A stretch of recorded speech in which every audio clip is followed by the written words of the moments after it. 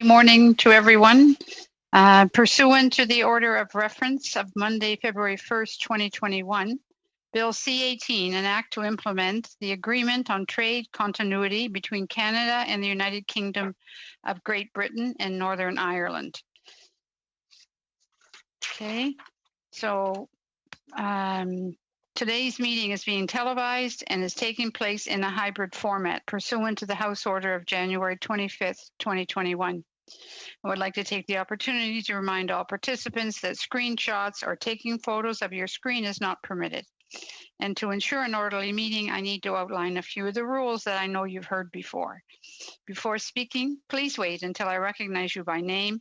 If you are on the video conference, please click on your microphone icon to unmute yourself. When you are not speaking, your mic should be on mute.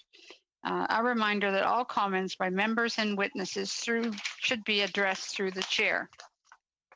And today, appearing with us again, and my apologies for last Friday not being able to continue on with get our meeting started when we're having you there, but we're very pleased that you were able to rearrange everything else and be with us today. So we have Minister Ning, Minister of Small Business, Export Promotion and International Trade. And as witnesses with her, we have the Department of Foreign Affairs, Trade and Development, Doug Forsyth, Director General for Market Access and Chief Negotiator, Canada-United Kingdom Trade Continuity Agreement, someone who's well known by all of the committee.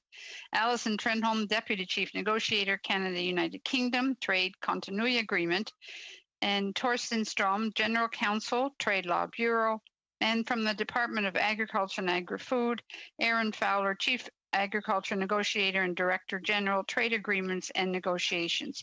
Welcome to all of you. Thank you for rearranging your schedules from last Friday to be with us today. We appreciate it very much. On to Minister Ing for your opening statement, please. Merci beaucoup. Thank you, Madam Chair.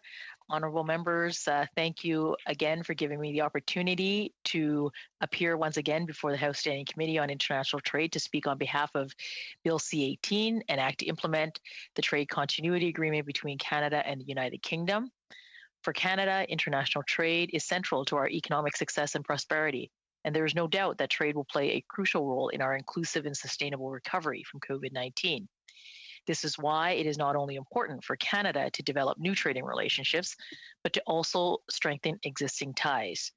The UK is Canada's largest trading market in Europe, and in 2019, it was the third largest destination for Canadian merchandise exports worldwide. It is also a key source of innovation, science, and technology partnerships.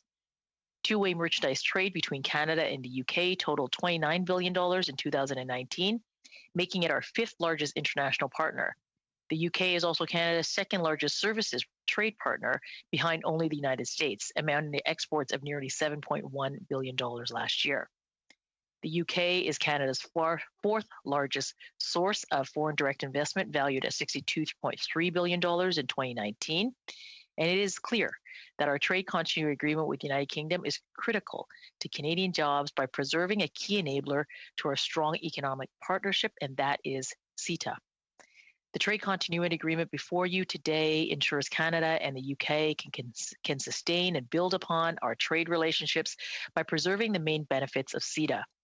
As this agreement is based on CETA, a trade agreement Canadians are already familiar with, it will provide continuity, predictability, and stability for Canadian businesses, exporters, workers, and consumers, which is more important than ever as we all grapple with COVID-19. And once the agreement is fully implemented, it will carry forward CETA's tariff elimination on 99% of Canadian products exported to the UK. It will fully protect Canadian producers of all supply managed products, maintain our priority market access for Canadian service suppliers, including access to the UK government's procurement market, which is estimated to be worth approximately $118 billion annually. It will uphold and preserve CETA's high standard provisions on labor, the protection of the environment, and dispute settlement.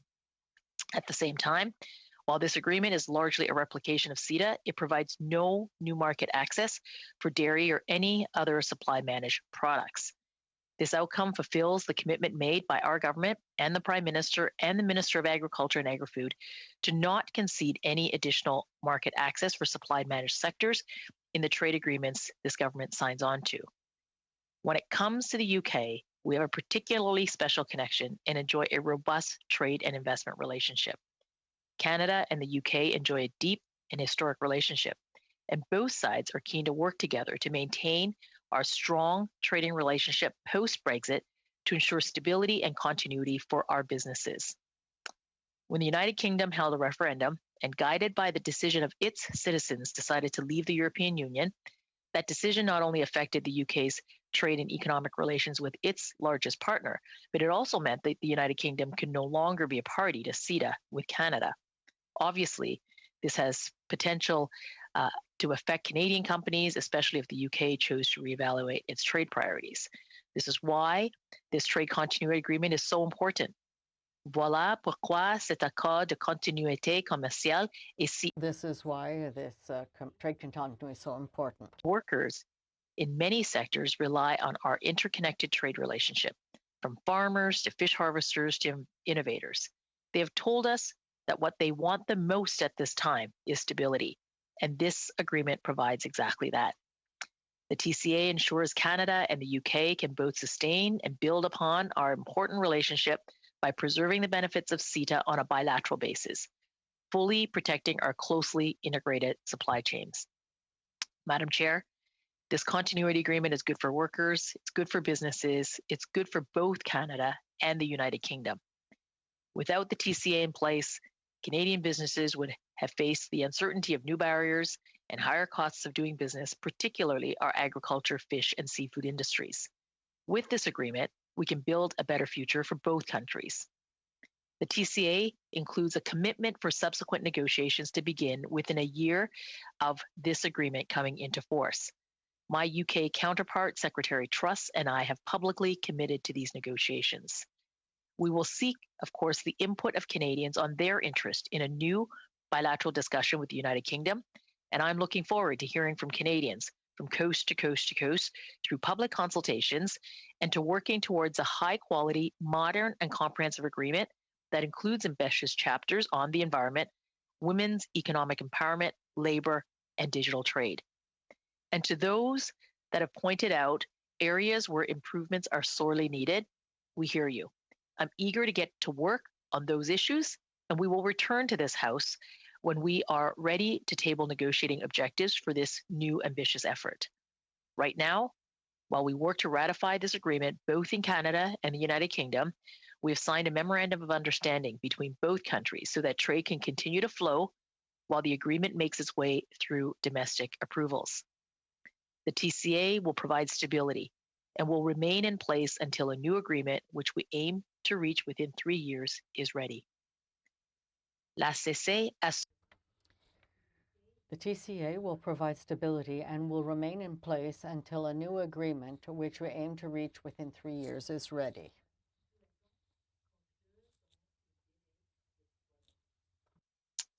To sum up, Madam Chair, this trade continuity agreement is like no other trade agreement Canada has negotiated. We've heard from Canadian businesses and industries, as well as provinces and territories, about the importance of maintaining a preferential trading relationship with the United Kingdom. The successful ratification of Bill C-18 will go a long way to minimizing disruptions for Canadian businesses at this critical time. Throughout the ratification process, and once this agreement is continue to support Canadian companies doing business with and in the UK and the EU through what I call a Team Canada approach to trade. This is critical to Canada's economic recovery and future prosperity. As we look to turn the corner and build back better, it will be even more important that we continue to provide Canadian businesses with as many options and opportunities as possible. This agreement maintains crucial ties and preferential trade terms with one of Canada's key trade partners and ensures that Canadian businesses do not face yet another disruption or challenge at this time. Indeed, if this agreement were not in place, it would be another setback that Canadian businesses cannot afford. This is why I urge all members to consider the benefits of the TCA and maintaining preferential trade with a key partner and show their support for Canadian businesses and our exporters. Madam Chair, let me conclude by saying that the trade continuity agreement with the UK is good for Canadians, good for the people of the UK, good for the strong, mutually beneficial relationship that our nations have built for 150 years. Madame la Présidente. Madam Chair, let me conclude by saying that the trade continuity agreement with the UK is good for Canadians, good for the people of the UK, and good for the strong, mutually beneficial relationship our nations have built over more than 150 years. Hold it for 1 second. I'm sorry. Mr. Pierre Simard, were you trying to, was there a problem with the translation? Non, en français. Ah, you're okay.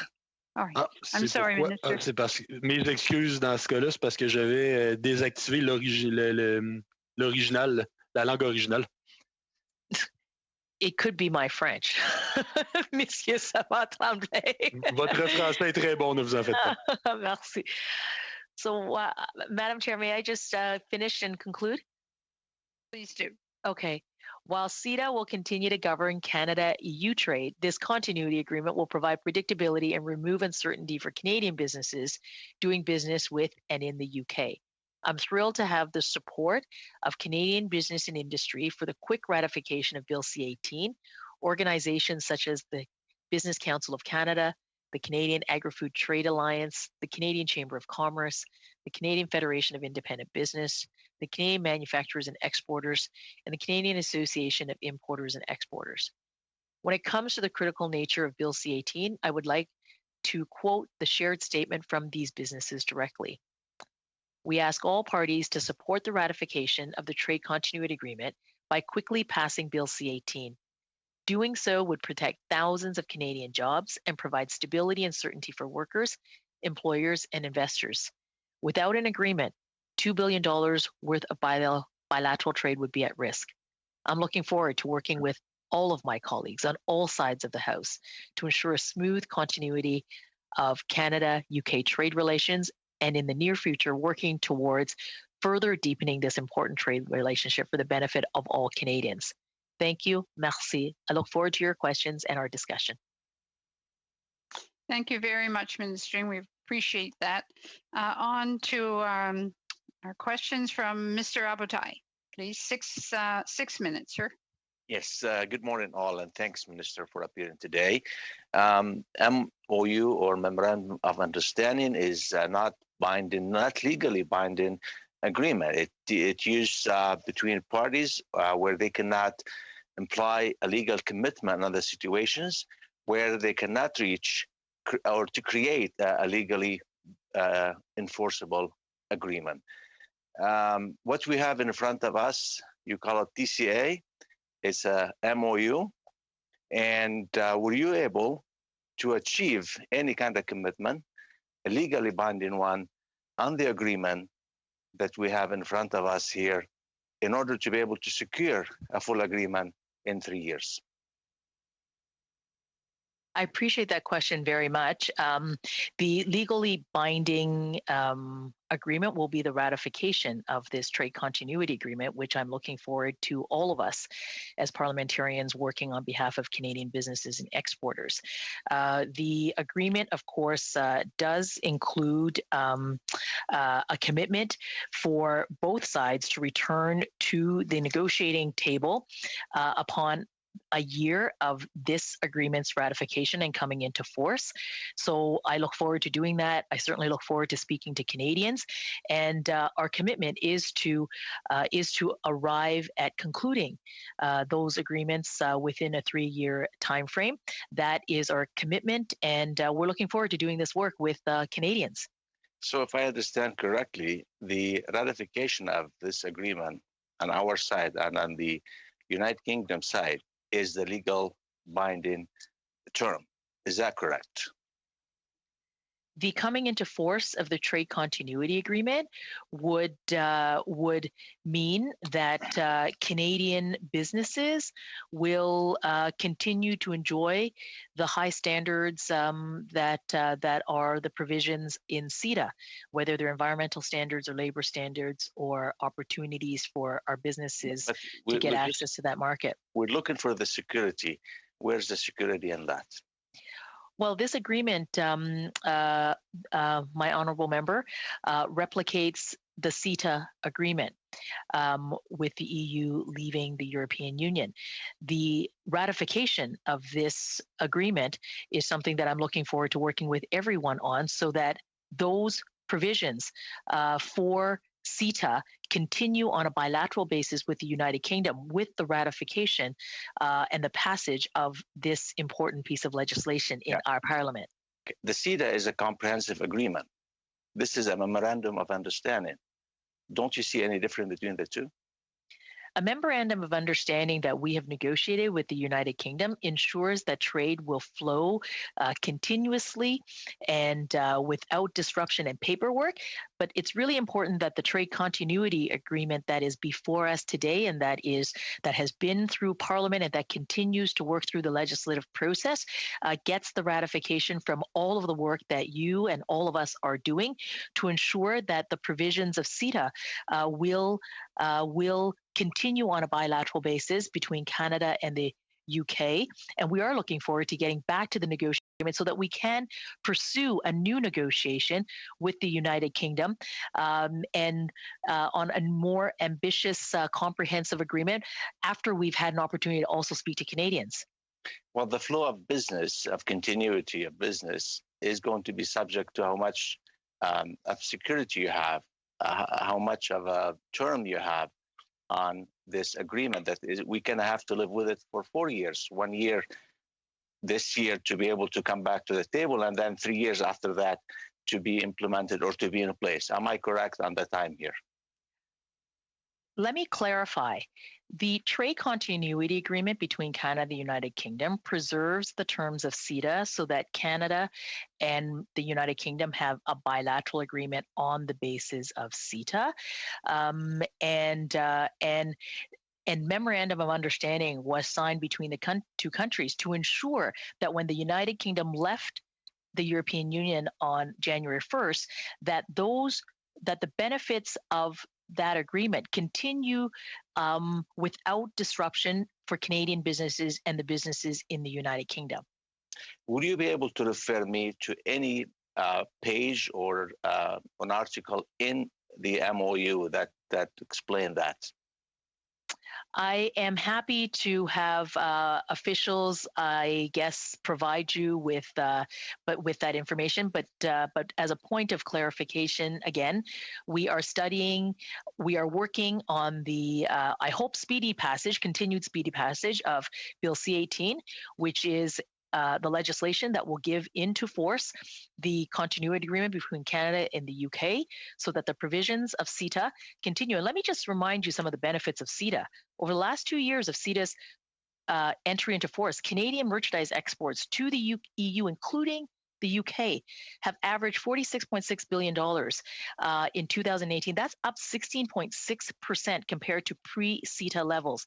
So this agreement is really important. It's really important to Canadian businesses and exporters, and we're looking forward to working with members on all sides of the House so that we can all work together to ensure that Canadian businesses and exporters continue to have the benefits of this important agreement. Thank you, Minister. On to Mr. Raya for 6 minutes, please. Thank you, Madam Chair. Minister, welcome to the committee. Last year, when leading to Brexit, there was a concern. Most of the goods that get exported from Canada to UK, that the goods that land in UK have their final destination elsewhere in Europe. There was a concern that with Brexit, with we having a separate CETA and now with UK and different agreement, have you heard from any Canadian companies which have faced any logistical problems in moving their goods after them getting landed in UK and to other destinations in Europe? Thank you so much, MP Arya, for that really important question. I have not heard this directly from Canadian companies, but here's what I would say.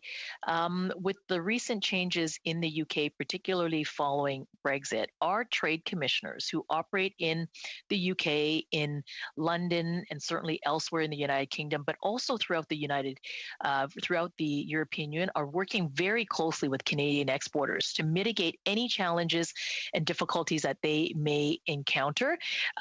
We have not heard directly from those orders to date, but I can assure you that in preparation for this and in continuing practice, our trade commissioners on the ground will always continue to do top rate service for our Canadian exporters to make sure that they are exporting with expediency and without issues, so that we can keep our supply chains open. Of course, this work also continues with the European Union.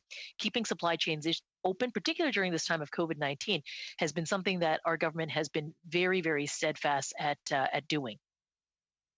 And for Canadian companies which are part of a supply chain in a region like Europe, there'll be a lot of back and forth in the movements of goods. When UK was part of European Union, that was not an issue at all. Goods moving back and forth as part of the supply chain. With this new situation, have you heard any concern from any Canadian companies which have got operations in Europe, which are part of the supply chain, in any problems in the movements of goods and services, or the increase in paperwork that may be required?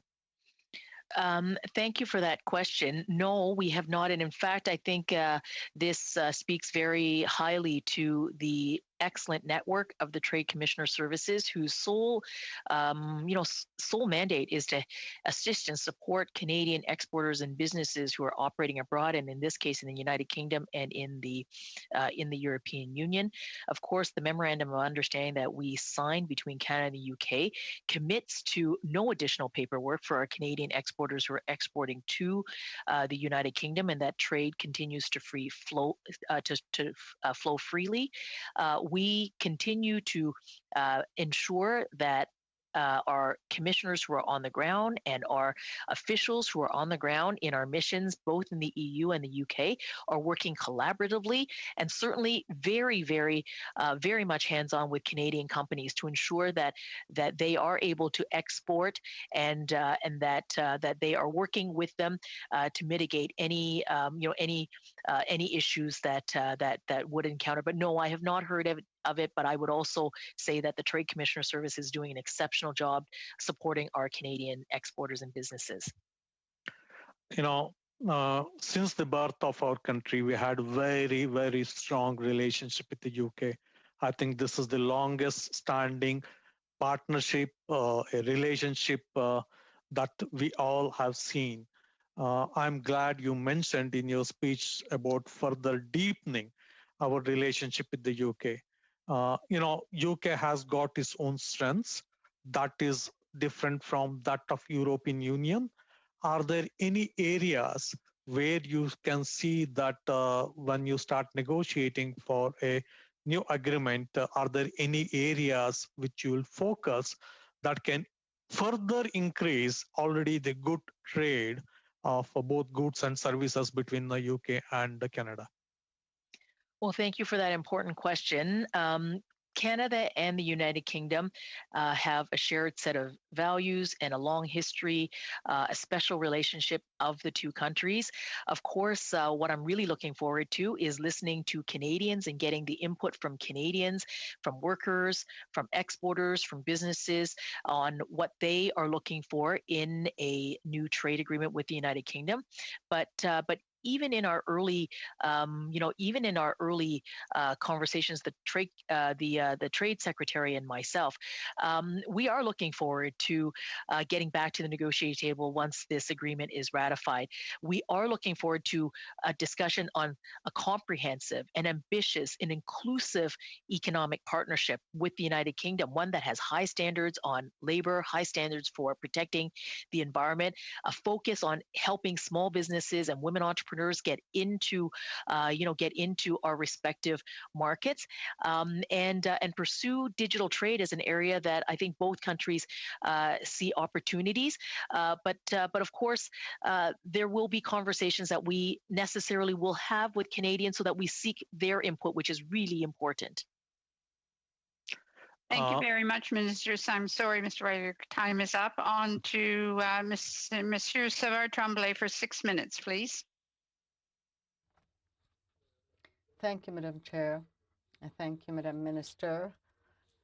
Good day. I would like to ask you, you mentioned the fact that the permanent agreement will be coming, and I think that there will be talks, and you spoke about consulting the population. I do also hope that there will be consultation amongst parliamentarians. What mechanism do you expect to have for transparency with respect to consulting parliamentarians and Canadians beforehand?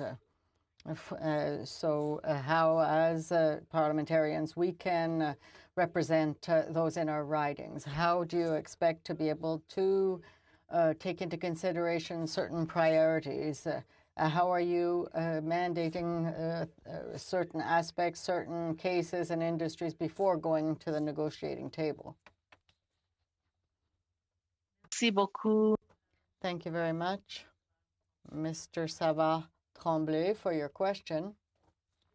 An absolute important question, and it is our commitment to make sure that that we consult with businesses and with Canadians, with workers, and that absolutely, necessarily has to include those who represent them. And we intend to launch a transparent process which will allow for input from the many stakeholders and Canadians who will give the government input on what needs to be in that negotiating discussion, and I can assure you that our government is very committed to ensuring that we do have a transparent and an open process. We are doing other consultations right now. I mean, on consultations with a potential on a potential agreement in another jurisdiction, and in that we have notified the public. We have convened both at the ministerial level, but certainly at the official level as well, opportunities for input, and parliamentarians are very, very welcome to that. And we also have mechanisms like the trade, sort of their trade mechanisms that the department has that engages provinces and territories as well.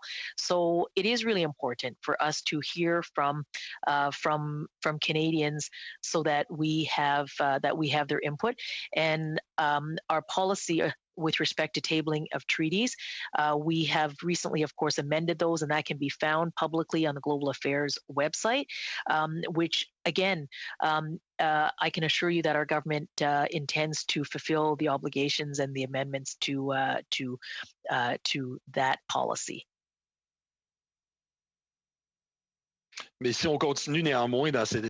However, if we continue to go forward with a commitment to transparency, as you know, we were invited to study an agreement before having the text. We hope that will not happen. We understand that things were tight time-wise, but how for example, can you commit to that we should be able to benefit? Now you're talking about other negotiations that are ongoing with other countries. Can you come and tell this committee beforehand, before negotiations are too far ahead and advanced, so that we only get to look at things after the fact, and so would you be ready to be able to ensure that you can let us know about negotiations so that we can do our research to be able to defend certain industries in certain areas?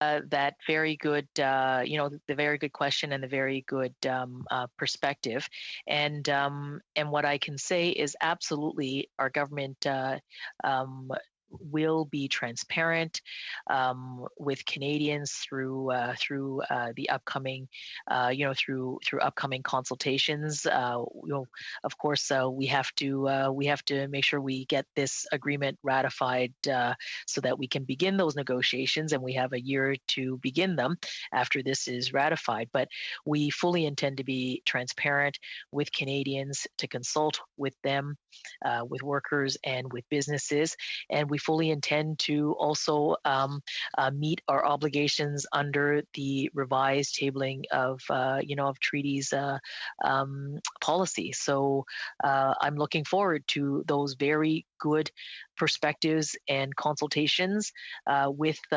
Canadians in the upcoming negotiations. Thank you, Minister. On to Mr. Blakey for 6 minutes. Thank you very much. In the House of Commons on October 1st, 2018, Minister Freeland said the investor state dispute resolution system that has allowed companies to sue the Canadian government is also gone between Canada and the United States. Known as ISDS, it has cost Canadian taxpayers more than $300 million in penalties and legal fees. ISDS elevates the rights of corporations over those of sovereign governments. In removing it, we have strengthened our government's right to regulate in the public interest, to protect public health and the environment, for example. Then on June 11th, 2019, she said, again in the House, perhaps one of the achievements I'm most proud of is that the investor state dispute resolution system, which in the past allowed foreign companies to sue Canada, will be gone. This means that Canada can make its own rules about public health and safety, for example, without the risk of being sued. That sounds a lot to me like a principled objection to investor state dispute settlement clauses. Would you agree with that? Well, I would agree with Minister Freeland's statement in both of those examples that you have just read. And if the question is with respect to the future dialogue between Canada and the UK, I'm looking forward to robust input from Canadians and from workers and from businesses on a future agreement with the United Kingdom and their perspectives. So, based on Minister Freeland's remarks and your own knowledge of the government, is it fair to say that those remarks indicate the government has a principled objection to including ISDS provisions in trade agreements? I think what's important and in front of us is a ratification of C-18 as quickly as possible, so that we can get back to the negotiating table. And of course, as part of that process, taking the time and the opportunity to speak to Canadians and businesses and workers on what is important. Of course, Minister, you know that C-18 is about implementing the Canada-UK Trade Continuity Agreement, which itself is about a 5-page document. And fully 1 page of that document is devoted to ISDS provisions and trying to massage the ISDS provisions of CETA. And so it struck me as strange that a government with a principled objection to investor state dispute settlement clauses would have spent 20% of the effort drafting this trade agreement on investor state dispute settlement clauses, which is why I asked the question, does the government have a principled objection to investor state dispute settlement clauses in trade agreements? Well, I think for the TCA, it is a replication of CETA, and ISDS, as you know, has not come into force yet. in CETA until that is all sort of ratified by the member states. So what you have in the TCA is on a bilateral basis a replication of CETA for us to, for Canada and the UK to continue its trade relationship in the context of replication of CETA. Going forward, there will absolutely be opportunity for Canadians and businesses and exporters to, and the government to be dialoguing on the various components of what would be in a new trade agreement. And ISDS, no question, will be an area that we will hear from, which I'm looking forward to. But does the government have a principled objection to investor-state dispute settlement mechanisms being in trade agreements? Well, I think that in the statements that you have read from Minister Freeland with respect to our work on CUSMA, it is now no longer there. And as we pursue a agreement with the United Kingdom, we're going to listen to Canadians, and we will be able to shape a mandate following that transparent dialogue with Canadians. One of the things that I find curious about this exchange is, like, if I were to ask, does the government believe in low or no tariff trade? I suspect you would say yes, that's actually the point of these agreements, is to reduce tariffs on going into other markets. That would be a principle that the government seeks to manifest in its trade agreements. But when I ask, do you have a principled objection to investor-state dispute settlement mechanisms, I can't get a similarly straight answer. And why this is important to me is that I do have a principled objection to investor-state dispute settlement clauses. I agree not just with the statements of Minister Freeland, but many others who have noticed that these kinds of clauses, whether in NAFTA or other agreements, have cost Canada a lot of money and tend to interfere with good public interest regulation. So I don't have a problem saying that. That's something I don't want to see. I've heard that the government in the United Kingdom is not asking for investor-state dispute settlement mechanisms. I noticed that fully 20% of the work of this agreement has gone into keeping ISDS provisions possible. And I'm wondering who's driving that train. So will Canada be proposing an ISDS mechanism in the subsequent round of negotiations, or will they make a point of fighting against having those kinds of clauses in the agreement? Minister, is it possible to get a short answer? Yes, I will try. Well, point number one, we will always negotiate in the interest of Canadians. Point number two, what is before us today, and I hope that all colleagues will agree that, and I hope that we will continue to accelerate this work as best as we can to ratify C-18, so that we can get on and pursue new agreements. And number three, the commitment to speaking to Canadians is very real, and we intend to do that. And I'm looking forward to doing that in due course after the ratification of C-18. Okay, thank you, Minister. On to Ms. Gray for 5 minutes. Thank you, Madam Chair, and thank you, Minister, for being here today. We know that the Memorandum of Understanding between Canada and the UK was to extend till the end of March the time period for the Canada-UK Trade Continuity Agreement to be ratified. And as we're, at the committee stage, of course, we don't want to do anything to delay that. It will then go for third reading in Parliament and then go to the Senate. And so I'm wondering if you can let us know what the work plan is for that, what the timeline is for Parliament and then for the Senate, because we do know that there are a number of constituency weeks that are coming up. So can you lay out the timeline for us? Well, thank you so much, MP Gray, and very nice to see you as well today here.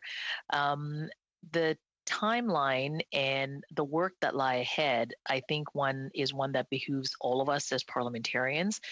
This is about getting C-18 through the parliamentary process, both in the House of Commons as well as in the Senate. I take to with absolute urgency the request by our many businesses and workers who are looking to the ratification of C-18, so that we can, in fact, continue to protect those Canadian jobs and that stability and the certainty. Minister. So I think the answer to your question is we're all going to need to work very, very hard to get this bill, to that finish point so it can indeed get ratified. Well, thank you, Minister. But this feels a little bit like deja vu where we were having about last year, where we were bringing up the point that that it had to go through Parliament and it had to go to the Senate, and we didn't have any specific dates or timelines. And this seems very, very similar. You can't give us any commitment. Have you spoken to the Senate about what their work plan is and when this would go through the Senate? Absolutely. We ensured that the Senate, is briefed on the on the elements of the bill. The officials are, are providing, technical briefings. We continue to work. We continue to work with the Senate, with parliamentarians, as we need to ensure an expedient passing of this legislation and the work that is ahead. So is it actually in their work plan for March? Like, are there dates that they have slated to work on this in March? I don't. The work that is ahead, I think, is absolutely, as you rightly pointed out, absolutely important to get to the early passage. And I can assure you that we are in active dialogue with the Senate, and just as we are with colleagues in this House, to ensure a speedy passage of this legislation. So, Minister, if this doesn't pass by the end of March, we know that the Memorandum of Understanding goes till the end of March. Is there an extension process between Canada and the UK? There is continuous dialogue that takes place between Canada and the United Kingdom on ensuring that the continuity and predictability is in place between both of our countries for our exporters and our businesses, and that work and that dialogue continues. Thank you very much, Ms. Gray. On to Ms. Bedian.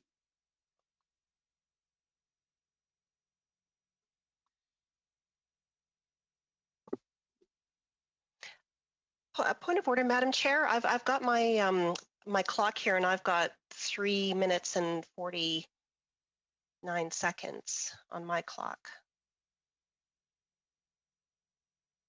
and so does my team as well. So I'm not sure if there was a bit of. I'm on my clock. It was 11:44, which is a 5-minute round, and I'm sorry that I wanted to. There was no other room there. On to Ms. Bedian.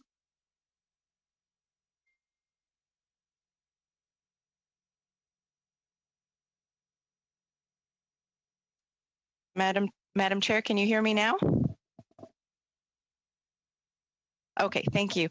And thank you, Minister, for appearing on such short notice. I find it interesting that the opposition should raise the fact that we as a committee will do all of our work in order to ratify this as quickly as possible, when on Friday it was they who canceled the meeting at which you were to appear. I'm very pleased to hear the opposition's interest in moving forward quickly, and I'm sure that we can work together in order to achieve that.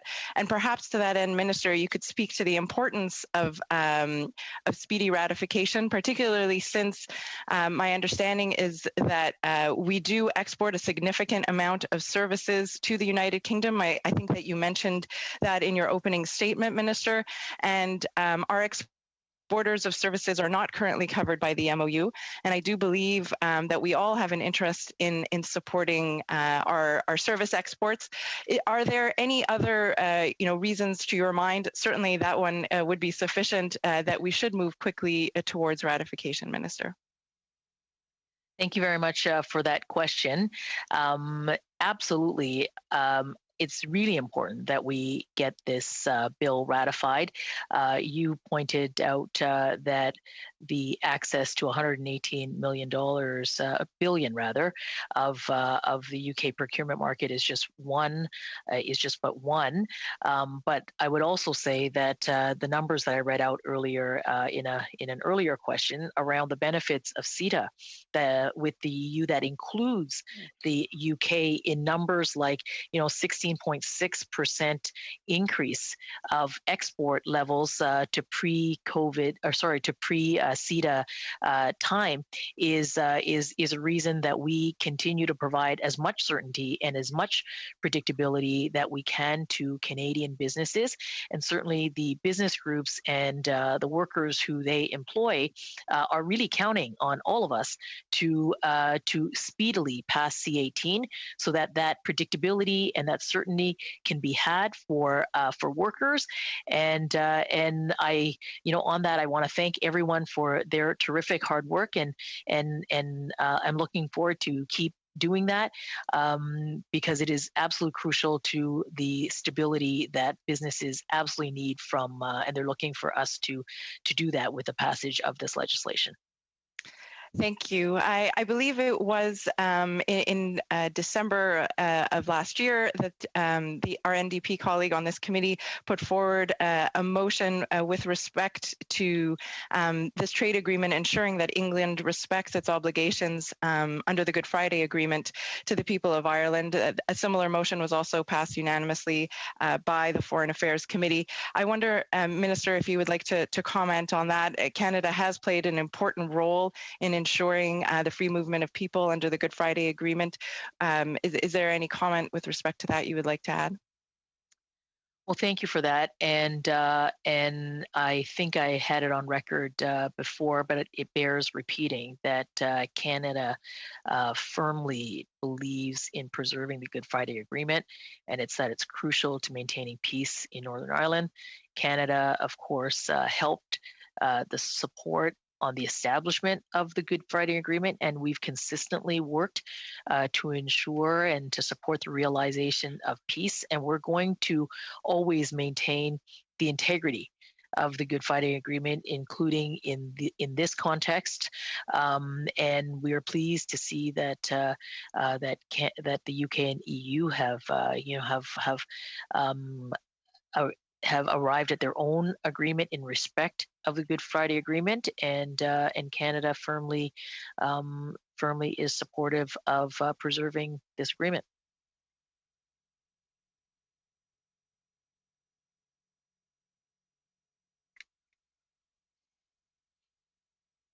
Madam Chair, sorry again for my problems with my microphone. If I can get in one last question. A very short question, please. You have 1 minute, and that's for question and the answer. Thank you. A lot of women in business are having a very difficult time during this pandemic. Many of them are calling this a she session. I noted in particular, you mentioned the importance of women's economic empowerment in our negotiations in the future. Could you say a few words about this very important issue? Thank you. It is a very important issue. Both Secretary Truss and I have an absolute commitment to women's economic empowerment. I humbly serve, leading Canada's first ever women's entrepreneurship strategy, and this really is about growing our Canadian businesses, supporting those women-owned businesses so that they can be successful here in Canada and certainly abroad. Thank you, Minister. On to Mr. Savard Tremblay for 2.5 minutes, please. Thank you, Madam Chair. I would like to continue with the question of transparency. When we were doing with the agreement with Europe, Quebec had a negotiator, a representative at the table, and that came from a request by Quebec and not because of the will of Canada. With the new negotiations that are going to be happening, you were saying that there are other negotiations that are on the table. We'd like to have some more information about that.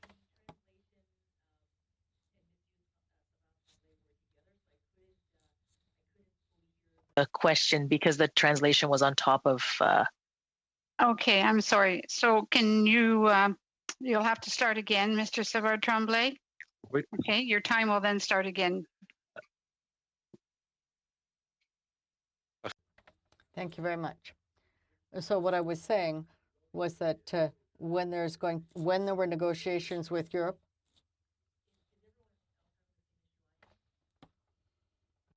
Hold on, is anyone else having problems with the translation? It's doing the same thing.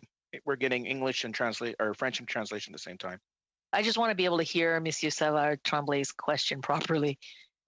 Okay. Prior to now, it had been working efficiently. Yeah. So let's give this a start again. Okay, Mr. Savard Tremblay, would you like to start again, please? yes, well, I was saying, is it working now? Do you hear me? So we don't start again too quickly. Things are working fine. Great. Maybe we just need interpreters to, or. May I suggest to go to Mr. Hoback, and we'll try in the background here to see what's going on.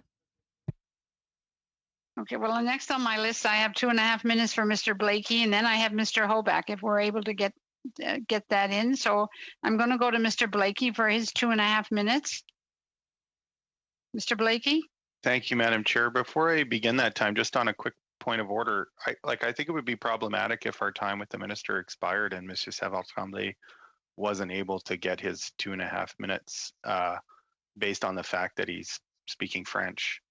And I think that, we are at risk of that happening. And if we just continue as normal, then I think we're risking a scenario where we're prejudicing a member's ability to participate based on the language that he's speaking.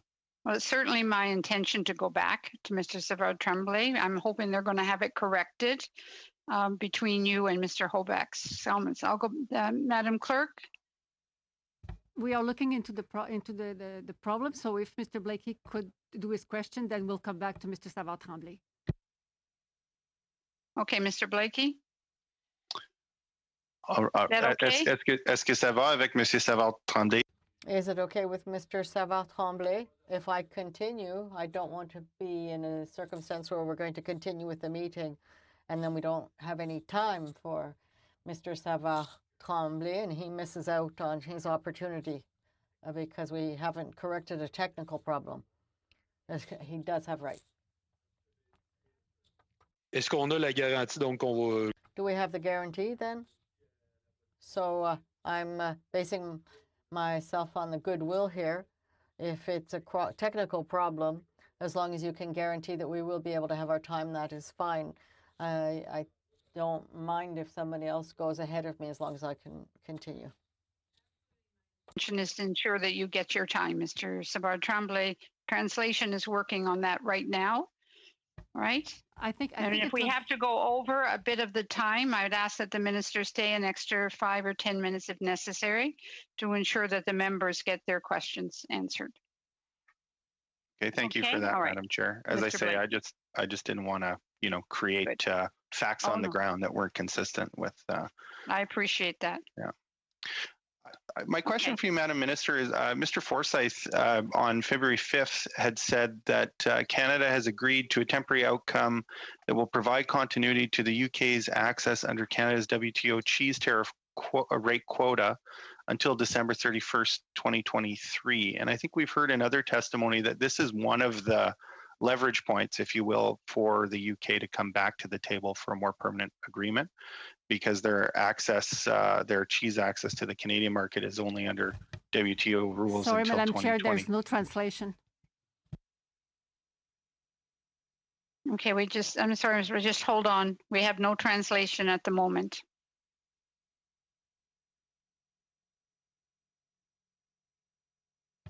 Okay, Mr. Blakey, you can go on. It seems like the problem has been solved. Okay, thank you very much. So all that to say, my understanding is that this has come up in previous testimony as one of those leverage points that would get the United Kingdom back to the table. Am I right in that assessment, that this is one of those kind of pressure points for the UK that would cause them to want to negotiate a successor agreement? Or am I mistaken in that regard? Thank you so much, Mr. Blakey, and I am, also willing to stay for the minutes required so that we can, so that I can respond to Mr. Savard Tremblay. So thank you for that intervention as well. I think I've already said that we are committed to concluding negotiations, within a 3-year time frame, and there are provisions within this TCA that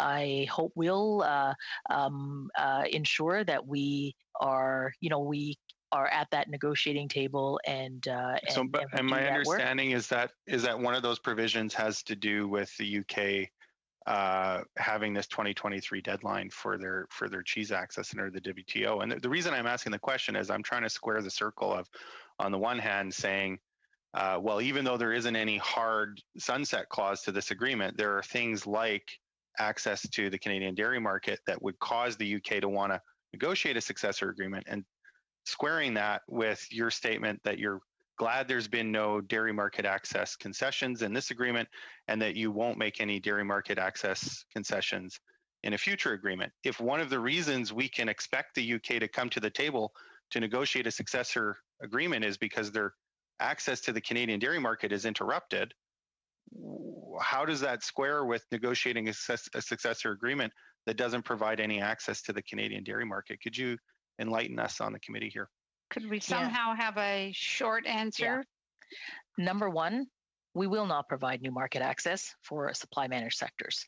Number two, there are provisions within the agreement that I believe will help Canada and the UK arrive at a conclusion within 3 years. I'm looking forward to ratifying this agreement so that we can begin to talk to Canadians and then begin to get back to the negotiating table. Thank you, Minister. Madam Clerk, is the translation corrected? I'll go back to Mr. Savard Tremblay. Otherwise, I'll go to Mr. Hoback and then we can go back to Mr. Savard Tremblay. Okay, Mr. Savard Tremblay for 2.5 minutes. Perfect. Thank you. So please, Madam Minister, please let me know here. You're hearing me fine now. You're hearing the interpretation. Can you confirm that? Great. Okay, so earlier I was saying, and thank you very much to my colleague, the NDP colleagues, for the consideration he gave me to let me have my opportunity to speak. And thank you for proposing to stay later if we lost time over technical problems. So my question was during the CETA negotiations, Quebec had a negotiator around the table. Now you're saying that there are now other negotiations that are happening with other regions in the world. So will there be a possibility, would it be possible for you to be able to please repeat this to us and to let us know exactly what it is, and that this is the demand of the European Union to include Quebec and the provinces, that it was Europe and not Canada that wanted to include the provinces and Quebec during the negotiations? Thank you very much for that very important question. I think our commitment is really clear on transparency of consultations. We fully intend to ensure that federal and, or rather, provincial and territorial jurisdictions are consulted and closely informed on progress of any discussions that will ensue. Of course, we also have the Committee on Trade, that is a mechanism that serves as a way to ensure that provinces and territories are indeed provided with regular updates and to seek input. So our commitment to ensuring that there is consultation and that we are working with our provincial and territorial colleagues is a commitment that we intend to ensure we carry out with. Donc, mais j'en reviens néanmoins.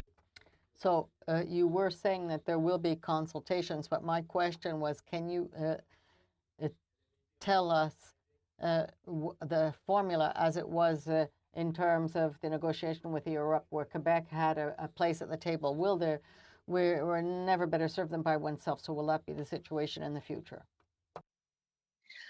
I think it's really important, and our commitment, to transparency is one that I have stated and will continue to state.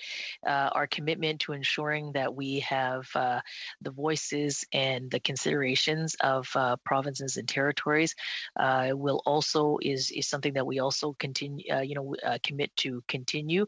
I hosted a federal, provincial, territorial meeting very recently, so that I am engage with my colleagues on their priorities with respect to international trade, and that input and that commitment to work with our provincial and territorial colleagues is a commitment that our government will ensure we carry out.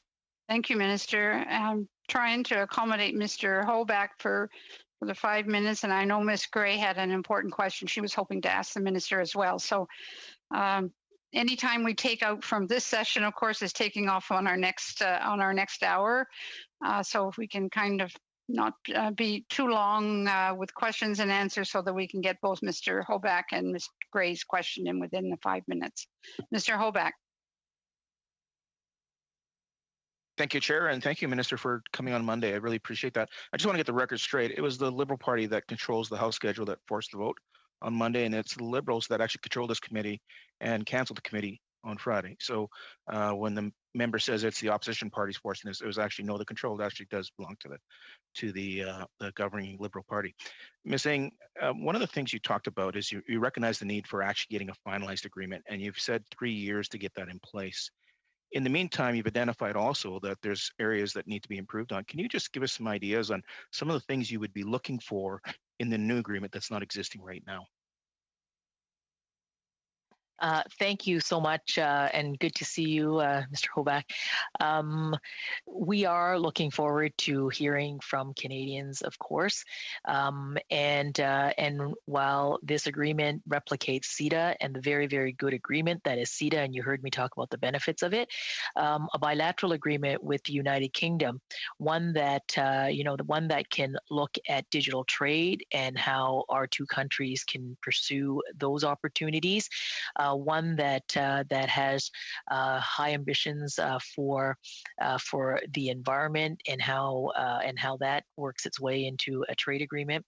One that continues to have good ambitions around market access, particularly for women entrepreneurs or for small and medium-sized enterprises, which is 99% of all businesses in Canada, are all areas.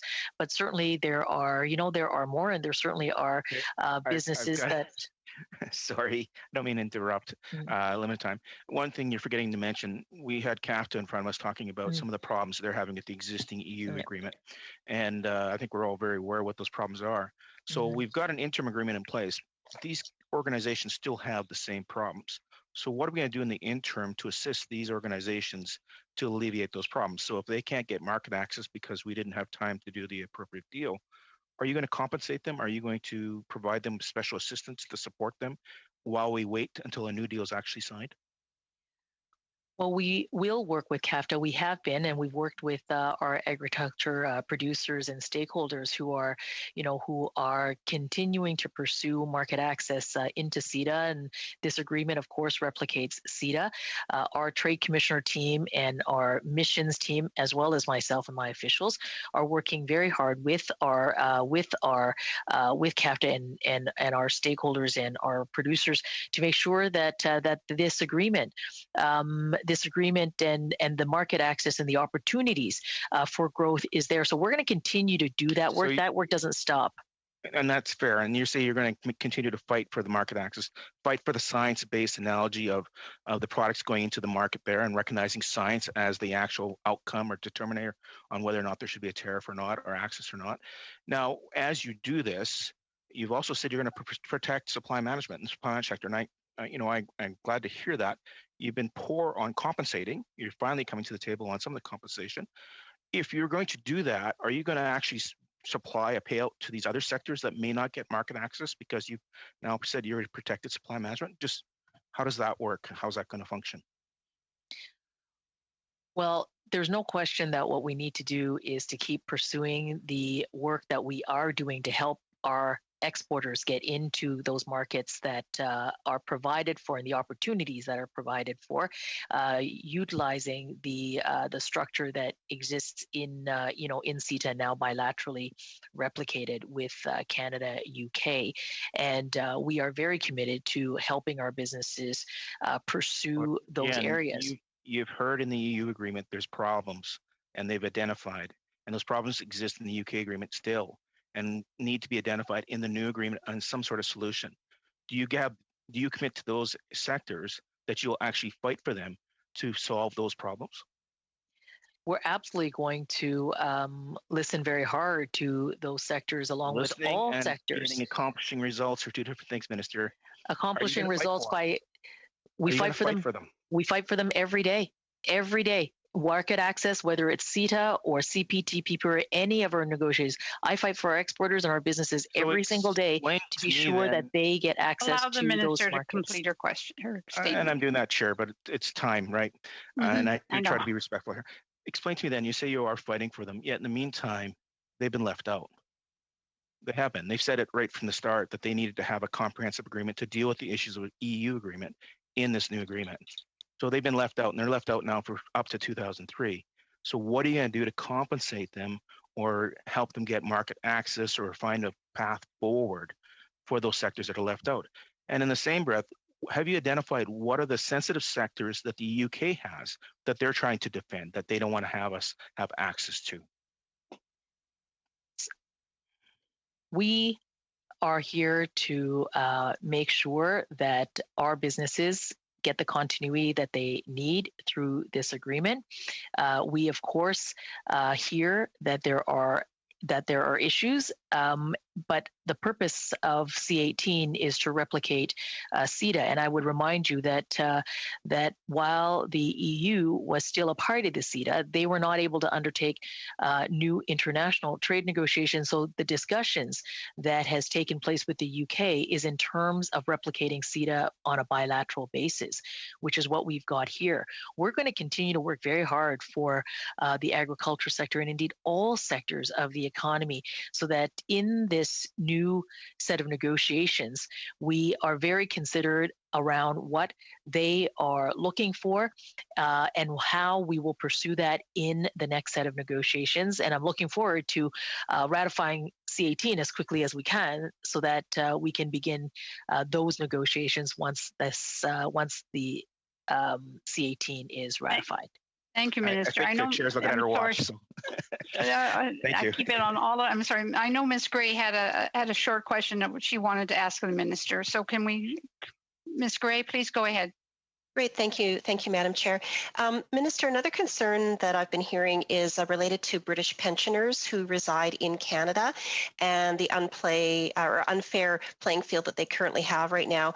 And so did you meet or consult with the Canadian Alliance of British Pensioners or any other group that might be representing them either prior or during your negotiations with the Canada-UK Trade Continuity Agreement? We consulted widely with many, many stakeholders and many, many business groups and Canadians and workers, and we're going to continue to do that as we pursue a new round of discussions. And was that one group though that you recall? Did you remember meeting with them? I'm sorry, Ms. Gray. There just isn't enough time. We consulted with many, many Canadians, and we're going to continue to do so. Okay. Thank you, Minister, very much, and your officials. We appreciate you being here. We will suspend for a couple of minutes so that the current witnesses can leave and that our other panel can have a voice check done. All right. So I'm suspending the meeting for a couple of moments. Thank you, Madam Chair. Much. Thank you, everybody. Thank you, colleagues. Bye-bye.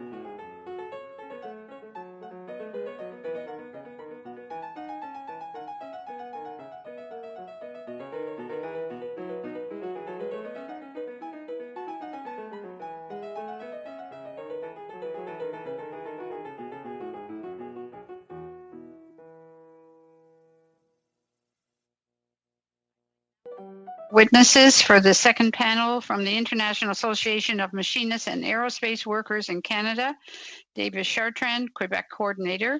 From Canadian Chamber of Commerce, Mark Agnew, Vice President, Policy and International. And from Hensall District Cooperative Incorporated, Brad Chandler, Chief Executive Officer and President. And from the Trade Justice Network, Angela McEwen, Co-Chair. Thank you all very much for joining us today. Mr. Chartrand, do you have an opening statement to make? Yes, I do. Well, please go ahead. Thank you for the invitation, the opportunity to share the position of the International Association of Machinists and Aerospace Workers on this important matter. The IAM is the leading union in the aerospace sector and air transportation industry. We represent over 55,000 members across Canada, of which 22,000 work in the aviation, aerospace, and air transportation sector. We also have members who work in a range of sectors and industries, from screening services across airports in Canada, automotive parts manufacturing, the hospitality sector, healthcare, custom paint additives, industrial pump manufacturing, plastics manufacturing, to woodworking. We are as diverse as our membership and take every opportunity to advocate on issues that impact our members and workers across Canada. The UK's departure from the European Union has far-reaching ramifications, and securing a transitional agreement provides for continued trade and stability in trade relations between Canada and the UK. This is irrefutable. The IAM unequivocally supports efforts to diversify and expand trade opportunities, since healthy industries provide jobs Canadians can rely on. But with opportunities come challenges, and today, on behalf of the IAM, I would like to highlight where we see both opportunities and shortcomings under the proposed agreement. We strongly recommend that CETA not be continued in its original form, and that the federal government addresses problem areas before proceeding with Bill C-18. In this interim period, we see an opportunity for the federal government to improve on CETA through Bill C-18 and ensure the best possible trade deal for Canada and Canadians. The contribution of Canada's aerospace industry should not be ignored. The aerospace industry has irrefutably proven to be the driver of innovation and technology across sectors. And for decades, Canada's expertise, knowledge, and skill base is world-renowned. In fact, the Canadian government relies more on this industry for revenue than Canada's competitors. Aerospace is a large contributor to the Canadian economy, some $28 billion annually, and as a large contributor to our GDP, it's an export-extensive industry. 93% of aerospace manufacturing firms were exporters, which is 44% higher than the manufacturing average. Aerospace manufacturing firms also have more diversified trade than the manufacturing average, underlining the importance of trade to this industry, which must be on favorable terms. The industry is also a source of well-paid, stable, unionized jobs that support middle-class Canadians. In the Canadian labor market, the aerospace industry employs more workers than the auto industry by a large margin. 208,000 versus 123,000 workers, or 60% more workers than auto. Yet to date, the industry has seen little direct support as a whole. We've advocated for support in this industry prior to the pandemic, and we support all efforts to grow Canadian aerospace, making us more competitive. Certainly, trade opportunities open doors for growth and exposure. Opportunities in the UK aerospace market.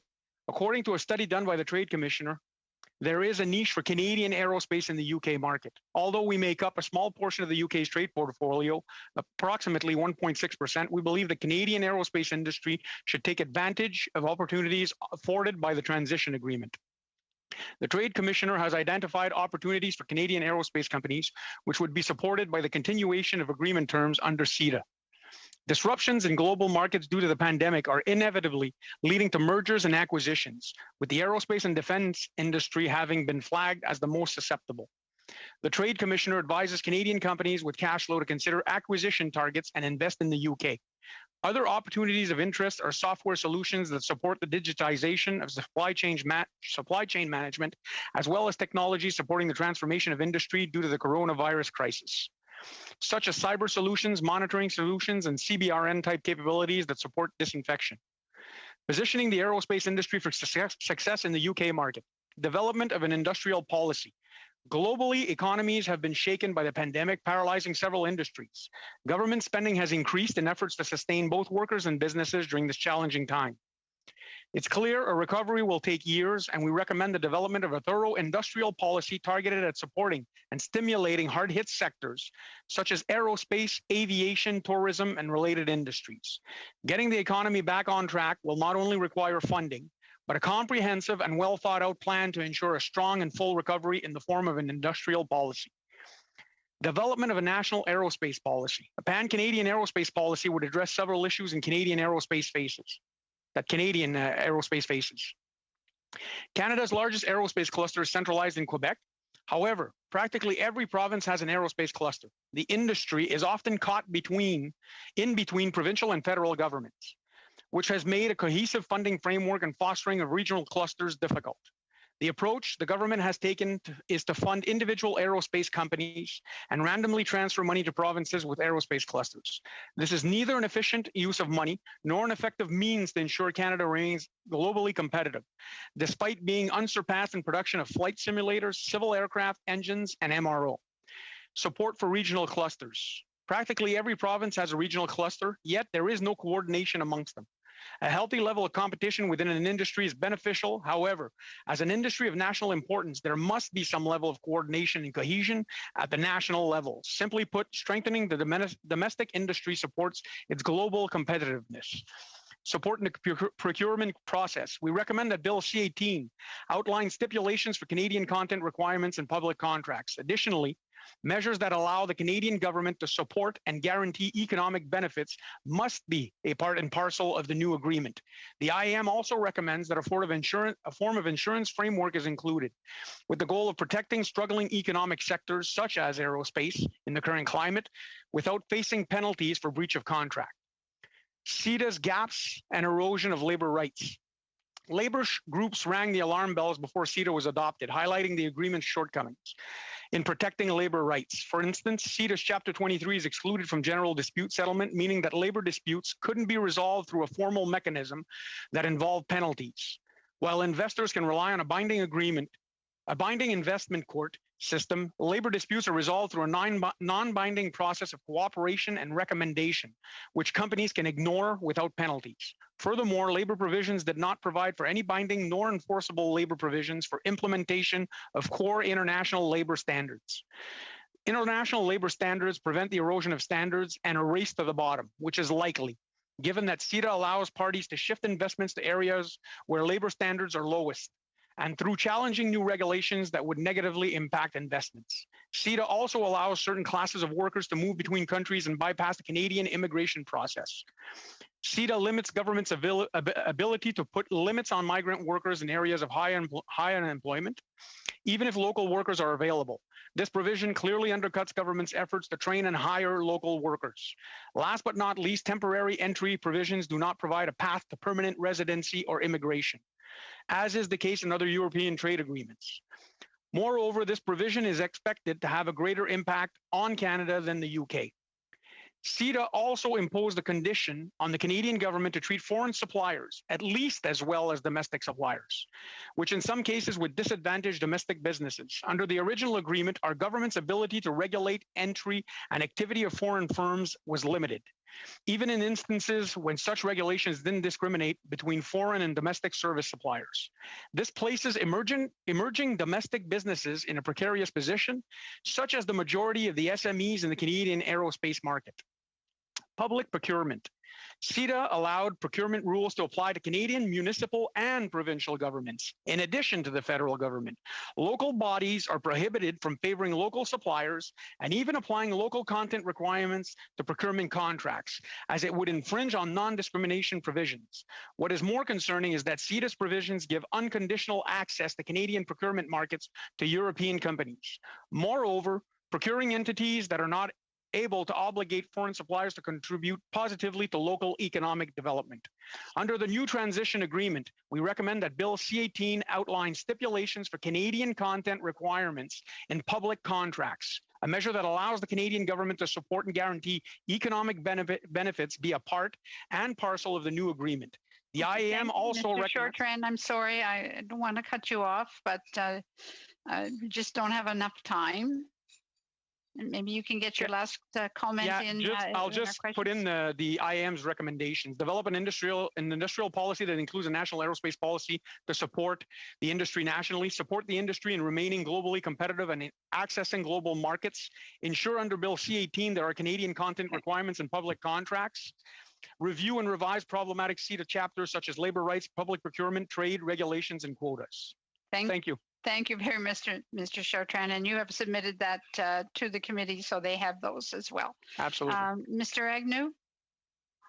Well, thank you, Madam Chair and honorable members for the invitation to speak as part of the committee's C18 study. It's a pleasure to be back, and certainly quite a bit has changed since I last appeared in the autumn.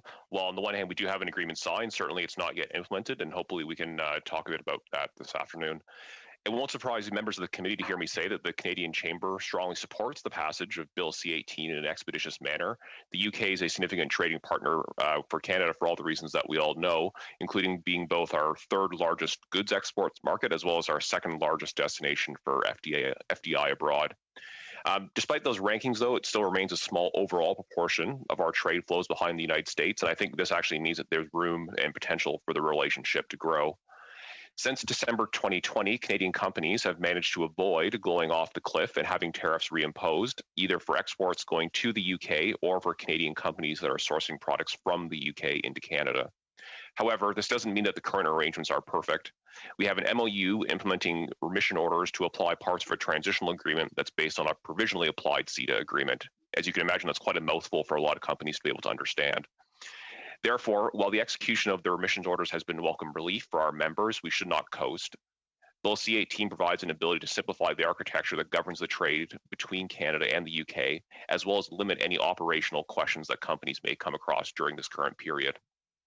Just to highlight some of the benefits that we see from the TCA, which I did have a chance to speak to in more detail at my last committee appearance. Number one are tariff eliminations on products such as lobster, plastics, vehicles, and beef. The second main benefit we see is in and around regulatory cooperation. And as I said in my last appearance, the CETA provides a critical framework for regulatory dialogues to occur on agriculture and industrial product non-tariff barriers that are keeping our products out of the market and being able to use the CETA preferential tariff rates that were granted in the negotiations. And then the third area of benefit that we would point to in the TCA is in and around services.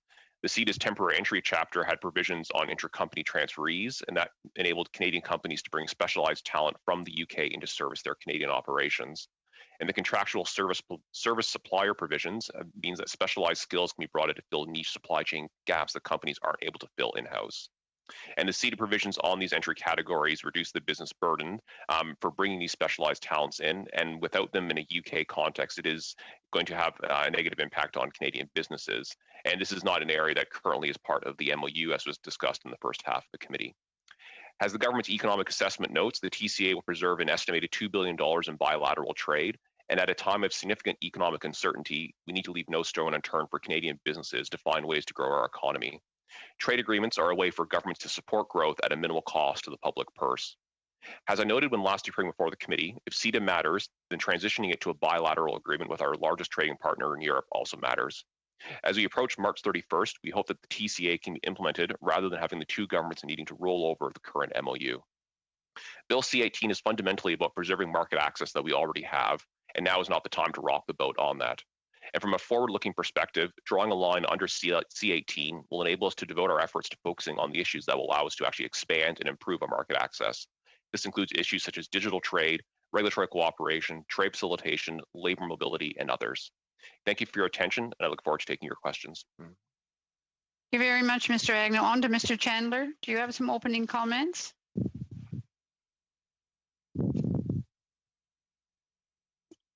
Mr. Chandler, you're on mute.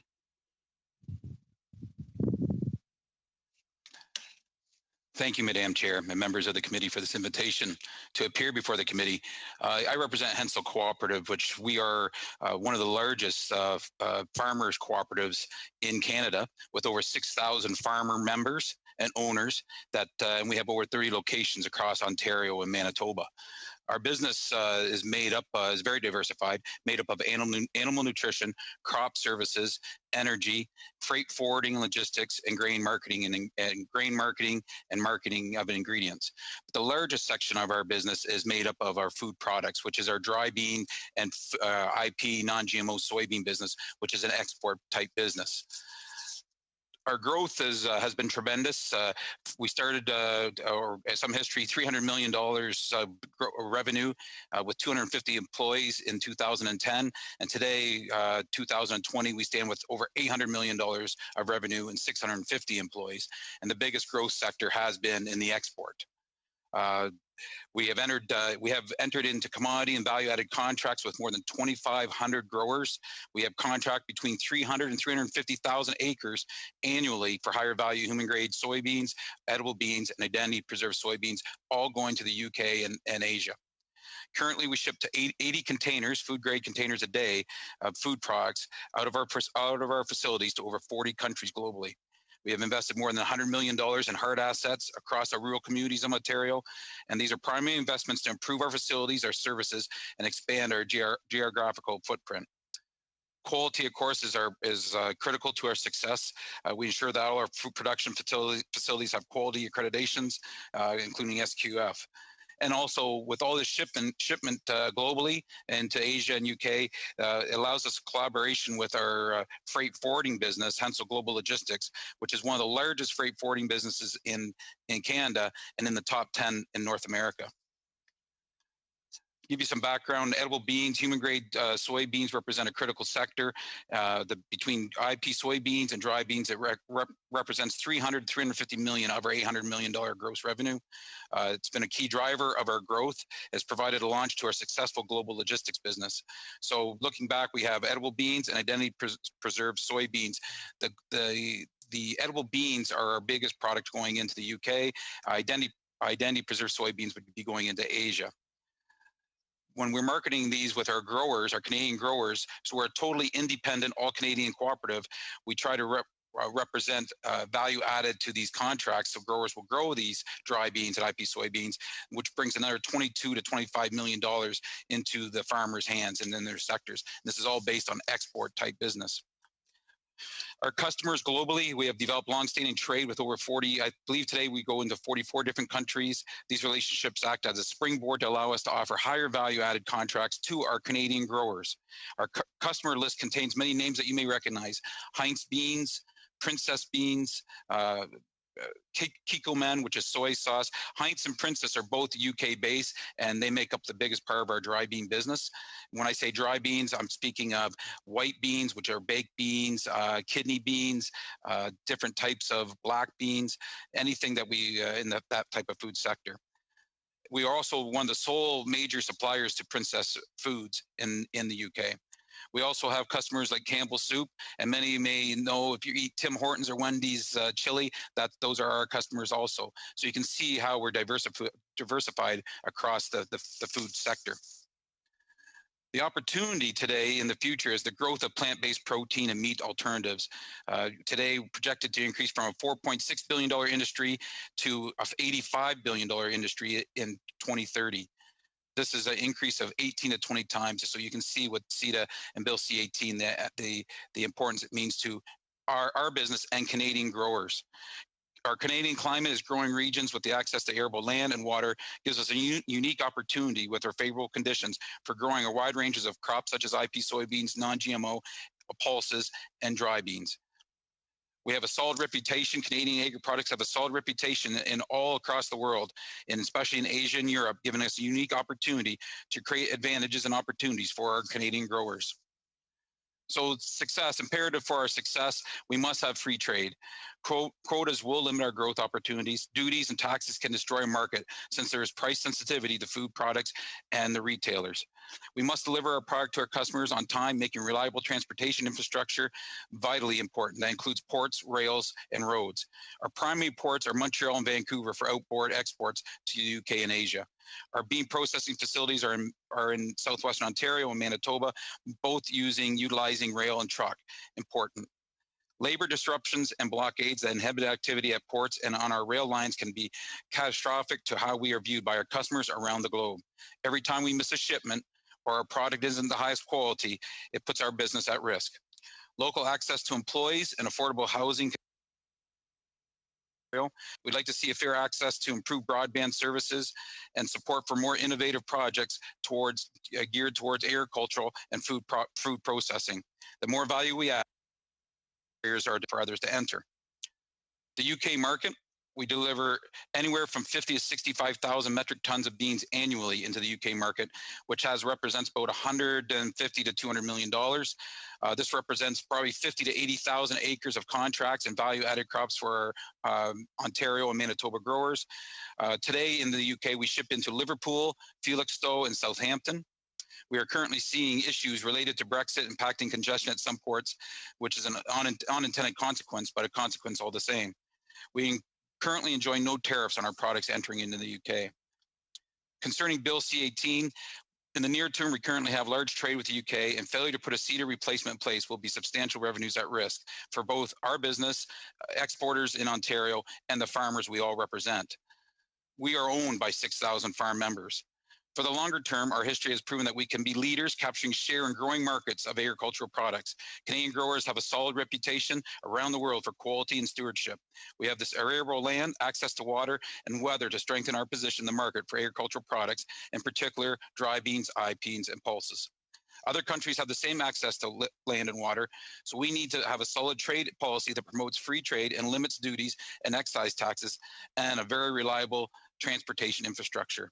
Having these will allow us the opportunity to take advantage of our current leadership in the sector, coupled by the reputation of our growers. In short, we need tariff quota free trade and UK to capture our share of the growth forecast for the pulse sector over the next 10 to 15 years. The benefits to the Canadian farmers, stronger rural communities, and stronger contribution to Canada's economic growth. Thank you. Thank you very much, Mr. Chandler. And I assume you've handed that in to the clerk, has it in both official languages? Not as of yet. Thank you. You could please do that as soon as possible. On to Ms. McEwen from Trade Justice Network. Hi, good afternoon. Thank you for inviting me to appear on behalf of the Trade Justice Network. We're a coalition of environmental, civil society, student, Indigenous, cultural, farming, labor, and social justice organizations.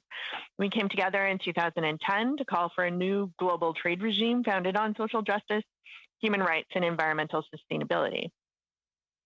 Our members include the Canadian Labour Congress, Unifor, the Canadian Union of Public Employees, the United Steelworkers, Climate Action Network Canada, the Council of Canadians, the National Union of Public and General Employees, Communication Workers of America, the National Farmers Union, and many other groups who represent people in Canada from all walks of life.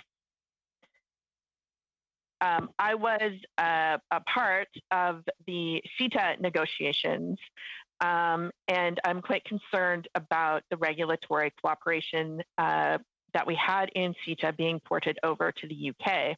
Regulatory cooperation has been a central part of updates to NAFTA and CETA, locking in Canada's current approach to regulating.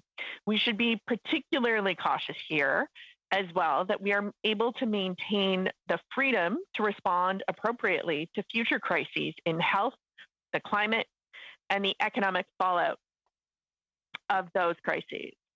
Our current approach gives multinational industrial interests several entry points into Canada's regulatory system, which is not advantageous to Canadian workers, Canadian consumers, or Canadian businesses.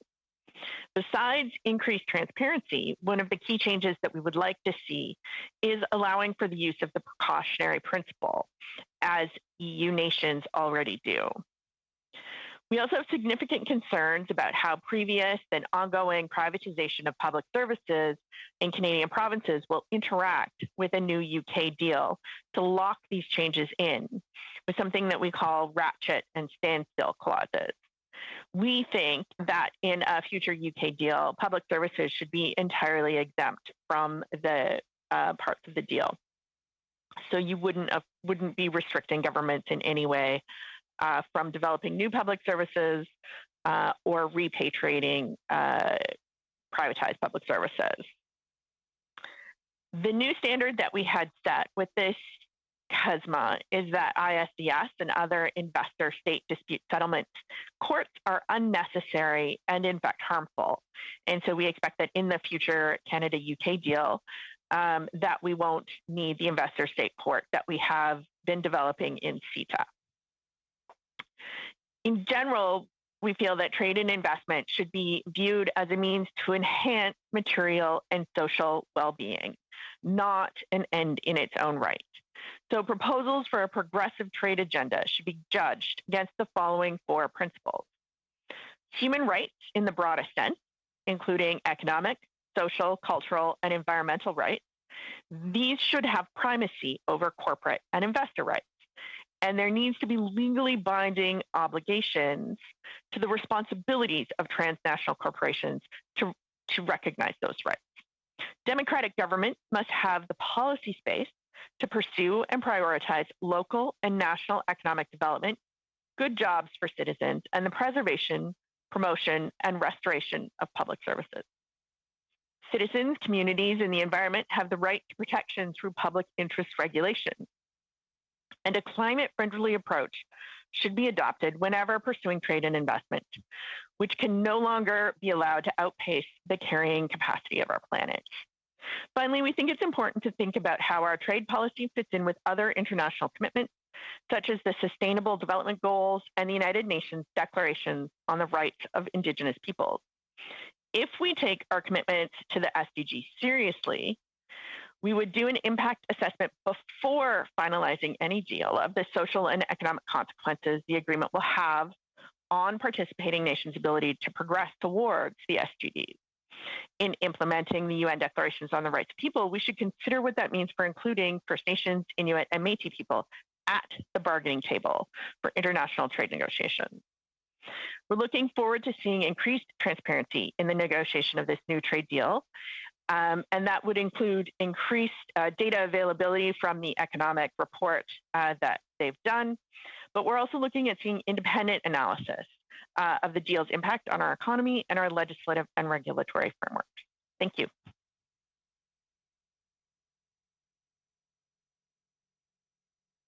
Thank you very much. On to, I'm going to ask if the committee could stay an extra few minutes so that we could make sure that everybody we get round 1 through. Probably have to go to 105 or 106. So if we could keep that in mind, if it's possible for you to stay a little bit longer, to our witnesses and to our committee members. On to Mr. Lobb for 6 minutes. Okay, thank you very much, Madam Chair. Thank you to all our witnesses here today. And my first question is to Mr. Chandler there. Hi, Brad. Great presentation. Just if you could give the committee an idea going forward. Okay, we're talking about the transition agreement here today, but going forward, are there any things that, is there anything negotiators should look for doing a Canada-UK trade agreement, from your opinion, from what you experience day in, day out, that would benefit not only Hensel Co-op, but other bean growers in Ontario and around? Well, ideally, if you can hear me, ideally, if we can keep close to what we have today, quotas will limit our growth opportunities. And there is, it's hard to put into perspective how many growth opportunities there is into the UK and globally for our Canadian agriculture. So we have to think vast, we have to think broad, and limit any type of quotas or duties or taxes that can destroy our ability to trade freely. Do you know what the quota limits are today? I'm sorry, I don't know those numbers today. Okay. What about on the port side? Both, let's just use Montreal because that's the one would be servicing the UK. Are there any limitations in the port as far as future growth is concerned? Because there is opportunity, like you mentioned. Are there things governments should be looking at to make sure we have port capacity? Port capacity, if we want to rise to the challenge of filling a bigger markets, is we need more port capacity. Rail continuous and continuity rail service is always it cripples us very quickly when we lose any rail service.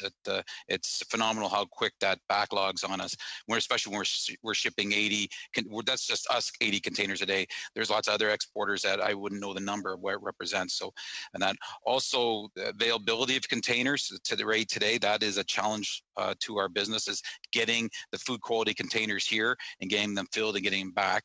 Also, consolidation of shippers. At one time, wasn't too long ago, 10 years ago, we had 12 to 14 businesses that represented people who own companies that own containers, and now we're down to probably 6. So as you get consolidation, you get tighter, restrictive, more volumes are restricted. So it's always a very big challenge. So transportation is key. Timeliness of transportation, port. We need the ports to grow with the opportunities that are available, and that's why we see in the private sector we see more companies getting involved in ports. So anything that continues to grow with our opportunities into exporting. Okay. And the other question I have, it's ports on the other side. You'd mentioned, I think it was Liverpool, Southampton, and maybe one other port. Felixstowe. Yeah. Are there any issues? I know you mentioned maybe some bottlenecking or something, but is that a Brexit issue that they're having short term, or are these long term issues that they're experiencing? They're running at capacities, and they need investments into some of their ports. Today, we're struggling with some Brexit type issues as the UK is trying to manage that situation and leave the UK, England part of it. So it's some political problems there. But overall, they seem to handle our products. But food products going in, it's becoming, as our business grows, some of our limiting factors is we can get the product out of Canada, Ontario quick enough, but can it be received in a timely fashion and to the doorstep? Because these large canners are going more to just-in-time delivery. So that's why we have now grown our freight forwarding and logistics business so much, is because we needed to take control of that. We couldn't rely on third parties. So our biggest strength of area of growth is that we have full traceability with growers. They're growing our products under contract. We receive them, we segregate them, we clean them, process them high quality, and then we do also offer delivered to the customer's doorstep, to the Heinz's and the Princess Foods in EK, in our food quality containers, sea containers, which we're the only business in Canada that I know that can offer that. Okay, and just one last question, because I'm likely to run out of time. Locally, just give everybody an idea of I guess you call it the premium or the benefit for local producers to grow edible beans, and what it means to their bottom line to be sustainable, profitable farmers. So today, as we market globally, we look at, first of all, what a farmer can receive for income if he's just growing corn, soybeans, or wheat. And then usually what you have to do is look at which one makes the most money for the farmers. That's the one that's going to trend higher. And then we try to offer a premium of $50 to $100 an acre over above that competing crop revenue per acre. We try to overpay that over $75 to $100 more. So that converts into probably $23 to $25 million of added premiums to Ontario growers, and that money goes right into their bottom line and helps us keep our volumes to continue to grow.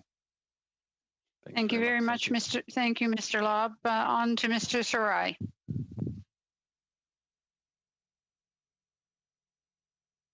Mr. Sarai, you're on mute. Sorry, I apologize for that technical difficulty there. I want to thank you for the witnesses. You always bring good insight into how our trade is affected and how these deals affect you in particular. I'm very keen to know from Mr. Chartrand. He gave a very accurate and very detailed analysis of his industry, an industry that is also relevant here in Surrey, British Columbia, where we have a lot of aviation jobs and aviation parts that get made here, and it's good to know the effect of it. What I wanted to know is what are the trade opportunities that you see going forward that we could negotiate to make it better for our machinists and our parts manufacturers here in Canada to export more into the UK? You're on mute. we have opportunities through SMEs, small and medium businesses. Some of the opportunities that we have is like it's not a huge trading partner necessarily, but there are opportunities on the military side. There are opportunities, with parts from aircrafts and things like that. And it is one of the big countries who produce over there. So we have multiple opportunities with them. And the problem is the lack of structure that we have here. We don't have it's making it more difficult for us to compete because the industry in that country over there in the UK is heavily subsidized, supported by their government. Us over here, the lack of support from the government currently that we have, makes investors weary of coming here. I'll give you an example. Big investors like Airbus, when they came here and invested, they had big ideas of putting in a lot of money, but the overcapacity that we have right now due to the pandemic makes it where there are companies who are looking at bringing back work in-house and are looking at looking at their investments if they should continue investing in Canada. But this is, you're talking about more of supporting the industry here. I'm talking about the tariff itself. Is there anything that the trade negotiators, our ministers, staff, and others should look into to increase trade? That's what I'm particularly. I know what you're saying might be valid as well. Making us more competitive. Okay, more competitive. And is that making us more competitive versus the suppliers that are no trade barrier that's preventing it? It's more of making some coordination here and making it more competitive from the domestic side here to attract, I guess, more investment. That's what you're saying, so that you can export more. Exactly. Absolutely. The second part, you were saying to increase more buy Canadian policies, and everyone likes that. It's always a great popular thing to say, hey, we should be buying more. The contrarian argument to that is other countries then impose the same restrictions or the same incentives in their country, which imposes a tit for tat problem, which starts happening where they'll say buy UK and don't buy Canadian parts. How do we mitigate that? How do you think we should go about doing that, where we can encourage more procurement and more buy Canadian without hindering our exporters from getting into markets like the UK? I say that we can set certain limits. I mean, we're not talking about buy 100% Canadian here. What we're talking about is there are other countries with trade agreements that have put provisions where when there are government contracts, procurement like issues, example, the fighter jets that here in Canada we're going to be buying, that we have a certain obligation for some Canadian content. I'm not talking about 100%. I'm talking about a certain percentage. And the problem and the issue that we have is, okay, it's like, everybody bids. I understand that everybody bids, but like I said, we are disadvantaged right now by the lack of government support, by not having an aerospace policy, not having a sound foundation, not having anything structured in the way of financing, supporting that industry. We expose ourselves constantly to complaints, from foreign investors. So you're saying, so when we do a large procurement like the fighter jets that we induce a Canadian content. I think that has been part of the procurement strategy by everything I've read, and aerospace manufacturers have been actually marketing that aspect of how much they'll contribute to Canada. Some have actually bowed out that are not able to comply to that. My next question is to Mr. Agnew from the Canadian Chamber. In terms of tariff elimination, can you elaborate? You were talking about lobster. I think you had a couple others. What industries can we work on to eliminate? I know we're very close to 98%, 99% tariff eliminations. How can we eliminate tariffs for other Canadian exports? Well, the main outstanding ones would be products that currently have a tariff rate quota in place. So that would be beef and pork, most specifically. Beef and pork. Okay. And you said something about digital trade and market. How can we improve that, and how can we have that be a part of the next trade agreement? Well, I think one of the things that we've seen in the last number of years are agreements like the USMCA and the CPTPP having these digital trade chapters that will particularly enable data to move easily across borders within certain privacy safeguards. And I think that's the sort of thing that, although not currently in CETA, should be replicated in a Canada-UK context, given the amount of sort of cross-border investment, particularly between the jurisdictions. Thank you very much. I'm sorry, Mr. Sarai.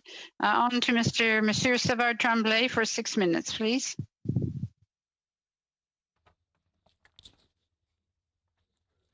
Thank you, Madam Chair.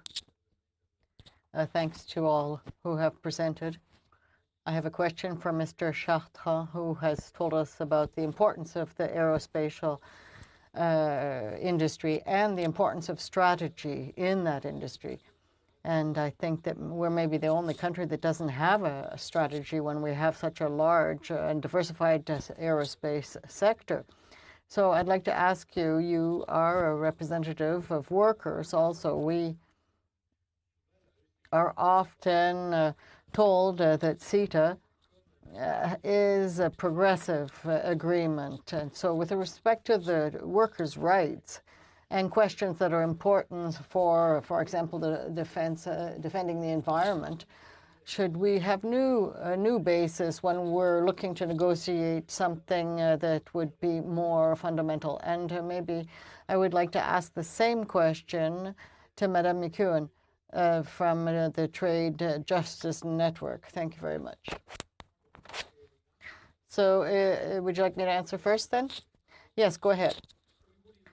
With respect to workers' rights, I explained in what I told you at the beginning in my notes. I was saying that there's a system that exists within NAFCA, CUSMA now, and they took it out. So I don't know why we would be making the same mistakes, and we would put what we call an ISDS, or we would give rights to investors, external investors, whereas for us, with respect to workers, we don't have any rights. They have rights with respect to dispute settlement, and which is much stronger, whereas for us, if we have any complaints, the problem that we have, that there is no court and no tribunal that can make any clear decisions. It's more mediation or discussion, and so it really is not very useful. It doesn't have much of an influence, and we can't stop investors or others who to doing whatever they would like. With respect to the environment, if we look through the ISDS complaint system, Canada, I believe we have 39 complaints, and I think there was $600 million in settlements. And so I think that there still, it's ongoing with respect to the disputes. So in these were questions that affected the environment, companies that wanted to come establish themselves here without respecting the environment here. So I don't see why we would do the same errors and use the exact same agreement that we have now with Europe, and we put the same problems that didn't work for us with NAFTA. Why are we not correcting these errors, and we're repeating the same errors with this agreement? We're exposing taxpayers to incredible amounts that are going to need to pay out private company that want to come here and not respect the environment. Agree. The labor and environment chapters in the CETA had really wonderful language. It was very aspirational language, though. There was no enforceability. And when the CETA was signed and labor supported it, I was the economist at the Canadian Labour Congress at the time, and we were told that we signed this provisional agreement that there would be a quick review, and we would amend CETA to make it enforceable. The EU has dragged their feet on that completely, and there have been no changes to date on the enforceability of either labor or environment within CETA. And so I'm currently a member of the domestic advisory group for the CETA agreement. And so it's been incredibly frustrating for us. We were promised that we could make this deal more progressive over time, and it simply has not been possible. So the CUSMA agreement, the labor actions that we have available to us within CUSMA are far more concrete than what we have available through CETA. There's virtually no benefit to the labor chapter in CETA right now, or the environment chapter.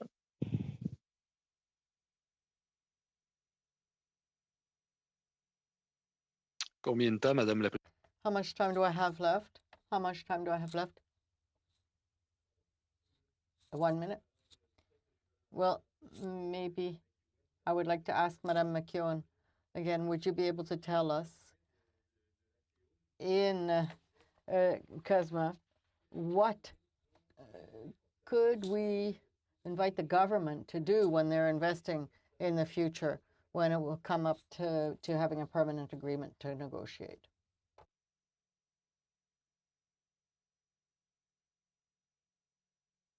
Certainly. So the advantages in CUSMA is that there are specific avenues provided for workers to be able to make labor complaints if a company is reducing their standards. And the burden of proof is shifted.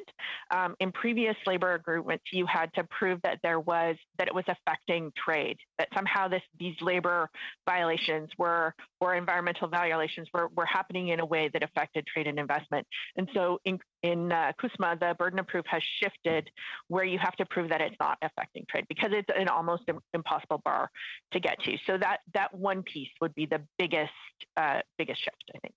Thank you very much, Mrs. McEwen. On to Mr. Blakey for 6 minutes, please. Thank you very much.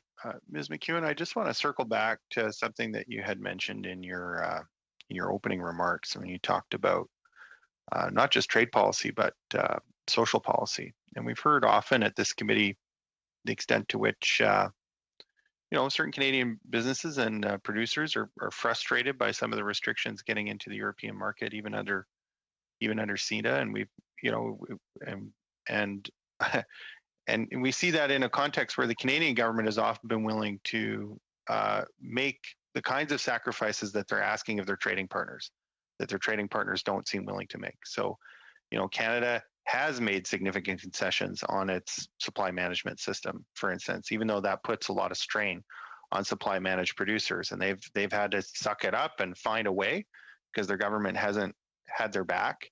And we expect that our trade partners reciprocate on that, but they don't. And in Canada, Liberal and Conservative governments have been mystified by this, and a number of our businesses are mystified by this.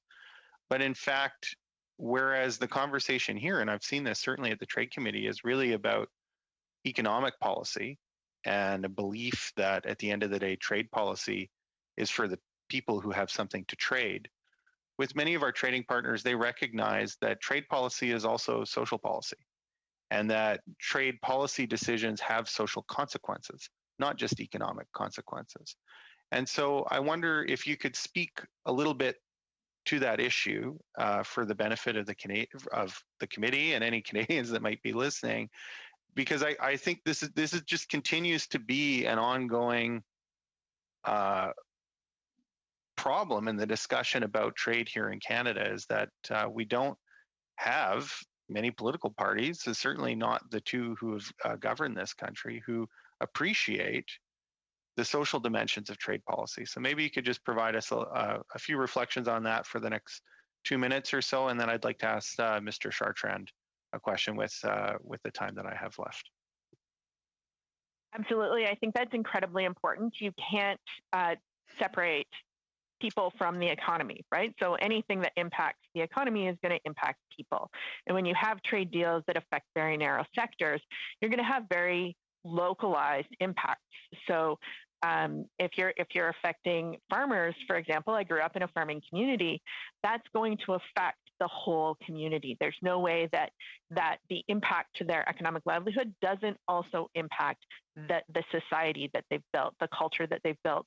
And so Quebec in particularly often recognizes this in trade deals in terms of their cultural industries that they have to keep their culture alive. And Quebec does a better job at this than Canada as a whole, I think, in terms of recognizing the importance of culture and the importance of society. And so what you will see is that Canada will follow both the letter and the spirit of the trade agreement, where other other countries will find ways around it in order to protect the social impact or the cultural impact that they're looking for. And so it is a difference in approach. And I think that when we are dealing with countries who do treat trade deals differently, we should keep that in mind so that we're not, as you say, undermining our industry and our culture at the same time and not getting that reciprocation that we thought we were going to get. So like one example, for instance, is we've seen, a pretty significant depopulation of rural Canada over a number of decades now. Is it fair to say that although some of those trends might be present in Europe, they haven't seen it to the same extent, and that in part their trade policy is about trying to, in addition to being able to export more products, it's also first and foremost about sustaining vibrant rural communities in Europe, and they haven't seen the same rate of depopulation that Canada has seen. Exactly. For example, European countries have used environmental protection legislation to actually protect small farmers in a way that no jurisdiction in Canada has. I worked for a period of time at the Nova Scotia Department of Agriculture, and I wrote a background paper on this, trying to encourage the government of Nova Scotia to show them, to say, these things are possible. We can protect farmers and rural communities in a way that's consistent with trade deals. But the province simply wasn't. They were afraid of the repercussions of ISDS, actually, and so they weren't willing to go forward with those types of amendments that would protect those rural communities. Thank you very much. Mr. Chartrand, one of the things that the pandemic has really put in focus is the degree to which Canada has not had real planning for a number of different sectors. And that's a theme that we heard when we were talking about, the impact of COVID-19 on trade. We heard about the lack of industrial planning in Canada. And we've seen it on the vaccine front. We've certainly seen it, as you quite rightly pointed out, on the aerospace front. I'm wondering, how does Canada negotiate a trade agreement with another country where there is a lot of aerospace consequences? I think of Northern Ireland, for instance, where there's a number of manufacturers who work both in Canada and in Northern Ireland, without having a plan for the industry. Like, how can you have a coherent trade policy for aerospace if you don't have a plan at home for what you want out of the industry and who it's meant to benefit? If you look at it, Mr. Chartrand, yeah. I have to ask you for a brief answer, if that's possible. I'll try. Okay, I'll try to make it as quick as possible. The fact that we don't have an aerospace policy here, a national policy, and it's not structured, and we're on an ad hoc basis when there's an emergency and that there's money thrown at a certain company because there's a problem with that company or something like that, it is hurting our industry incredibly. The fact that it's been 12 months since this pandemic has started, and in air transport and in aerospace, we've yet to see any kind of direct support to the industry is one of the factors, on top of many others, that make it difficult for us as a trading partner with other countries that are supported and their industry is supported. They have structured plans. They've already started helping their industry. The industry is already preparing to recover after the pandemic, and we've yet to do so. So you cannot not have support for that industry, not have a plan in place, not have something structured, and then expect that when the pandemic ends to be able to compete with these other countries that are going to be inside of a trade deal like that. That's number one. Number two, the other thing is by not having support for the industry like this, we don't have any way of investing money in companies like they do in the other countries, like in Europe, where they invest through military. Governments invest through military. We don't have a structured program here for that. We don't do as much military as they do. So it's making it less interesting for big order givers, OEMs, to come and establish themselves over here because they're worried that they won't have the government support that's needed like they would in the other countries, which then impacts all the supply chain, all the SMEs and all that. So that's as quickly as I could go, Mrs. Groh. Thank you very much, Mr. Chartrand. To all of our witnesses, thank you. We wish we had more time with you, but thank you so much for your valuable information today. To the witnesses can leave to the committee. We will need any amendments you wish to submit to the clerk by Wednesday, February 24th in their final format in both official languages. And the committee will hear witnesses on Friday and start clause by clause consideration as well on Friday. All right. Thank you all very much for your patience today, and we're trying to get a lot in a short period of time. All right. I will move adjournment of the committee today. Thank you.